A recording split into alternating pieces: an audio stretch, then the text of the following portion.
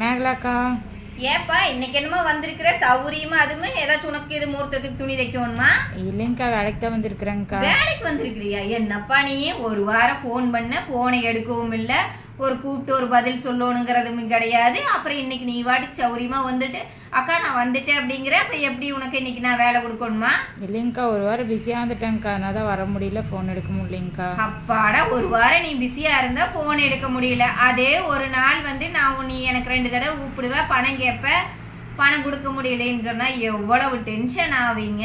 ஆனா நீங்க பிஸியா இருந்தீங்கன்னா நீங்க போன் எடுக்கல, திரும்பி வந்தாலும் வேலை சேர்த்திக்கணும் இல்லையா? இந்த தப்ப நிறைய டெய்லர்ஸ் பண்றீங்கல்ல. ஏங்க சின்னதா கடை வச்சிருக்கிறவங்கள கொஞ்சம் யோசிச்சு பாருங்க. அவங்களுக்கு போக எக்ஸ்ட்ரா வாங்குறாங்க அப்படின்னா உங்களை ஒருத்தரோ 2 பேரோ தான் ஆள் போட்டுப்பாங்க. உங்களை நம்பித்தான் வேலை வாங்குவாங்க. அந்த இடத்துல நீங்க வந்து செய்யல அப்படிங்கும்போது அவங்க எந்த அளவுக்கு சிரமப்படுவாங்க, இந்த அளவுக்கு அவங்களுக்கு ஸ்ட்ரெஸ் ஆகும் அப்படிங்கிற எல்லா விஷயம் உங்களுக்கு தெரியும். ஆனாலும் நீங்க போன் எடுக்க மாட்டீங்க, போனை எடுத்து ரெஸ்பான்ஸ் பண்ண மாட்டீங்க. நான் வரனா வழியான்னு கூட சொல்ல மாட்டீங்க. நீங்க வரனா வழியான்னு போன் எடுத்து சொன்னா அவங்க என்னங்க பண்ணிட போறாங்க? நீங்க வள்ளின்னு தெரிஞ்சதுன்னா அந்த இடத்துக்கு போய் அவங்க ஆல்டர்னேட்டா வேற ஒரு ஆளை பார்ப்பாங்க, இல்ல தெப்பாங்க, ஏதோ ஒன்று பண்ணுவாங்க. ஆனா நீங்க வள்ளின்னு வரீங்களா வள்ளையான்னு ஒவ்வொரு நாளும் உங்களுக்கு போன் பண்ணி அதுவே பெரிய ஸ்ட்ரெஸ் ஆகி நைட்டு பகலா உட்காந்து அவங்க எவ்வளவு கஷ்டப்படுறாங்க. இந்த வேலையவே விட்டுட்டு போயிடலாமான்னு எத்தனை பேர் யோசிக்கிறாங்க. இந்த வேலையை தெரியாத யாரோ ஒருத்தர் பண்ணாங்கன்னா கூட இந்த தொழிலோட அருமை உங்களுக்கு தெரியலன்னு சொல்லலாம். நீங்கெல்லாம் எப்பேற்பட்ட ஆளுங்க, உங்களுக்கு எல்லாம் எவ்வளவு நல்லா வேலை தெரியும். ஆனா இந்த வேலைய கொஞ்சம் கூட தயக்கமே இல்லாம நீங்க வாட்டுக்கு உங்களோட சௌகரியத்துக்காக எந்த சீசனா இருந்தேன்னா நாளைக்கு கல்யாண பொண்ணுக்கு துணி கொடுக்கணுமா, அவங்க என்னமோ பண்ணிட்டு போறாங்க, நமக்கு என்ன அப்படின்னு சொல்லிட்டு லீவு போடுறீங்களே, அது எவ்வளவு கஷ்டம். நீங்க வந்து எங்களுக்கு கூட மரியாதை கொடுக்க வேண்டாங்க. நீங்க கத்துக்கிட்ட தொழிலுக்கு எவ்வளவு மரியாதை கொடுக்கணும்.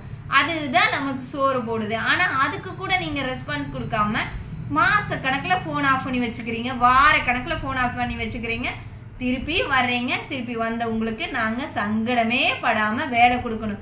வேற வழி, இந்த வேலை செய்யணும்னா வெக்கமான ரவசத்தை விட்டு தான் வேலை செய்யணுங்கிற மாதிரி ஒரு கண்டிஷனுக்கு ஓனரை எல்லாம் கொண்டு போய் தள்ளி விட்டுறாங்க. ஒரு சிலர்னால அந்த ஒரு மன உளைச்சலுக்கு ஆளாயிடுற.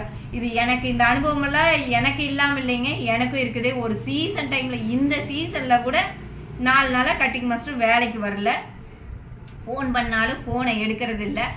ஓகே, ஏன்னா நான்லாம் வந்து இதை பார்த்துட்டு இந்த வேலையே வேண்டாம் விட்டுட்டு போலாம் அப்படின்னு ஒரு கண்டிஷனுக்கு போனேன். அதுக்கப்புறம் என்னதான் இதுல இருக்குது, இதை அவங்க வர முடியலன்னா நம்மளால செய்ய முடியாதா அப்படின்னு நினைச்சு செய்ய ஆரம்பிச்சதுக்கு அப்புறம் தான் அதை எப்படி கொண்டு போகணும்னு எனக்கு கத்துக்கிறக்கே பல வருஷம் ஆச்சுங்க. புதுசா வர பொண்ணுகளா திணறி போயிடுவாங்க. நான் என்ன சொல்றேன்னா, உங்களால வேலைக்கு வர முடியும்னா வாங்க, வர முடியல அப்படின்னா முடியலன்னு சொல்லிருங்க. அவங்க அதுக்கு பதிலாக வேற ஏதாவது செய்வாங்க. நான் வந்து இது எல்லாத்தையும் சொல்லிங்க. ஒரு சில டெய்லர்ஸ் இந்த தப்பை திரும்ப திரும்ப செய்யறீங்க. உங்களுக்காக மட்டும்தாங்க சொல்றேன். நீங்க வரீங்க வரலைங்கிறது உங்களோட பர்சனல்.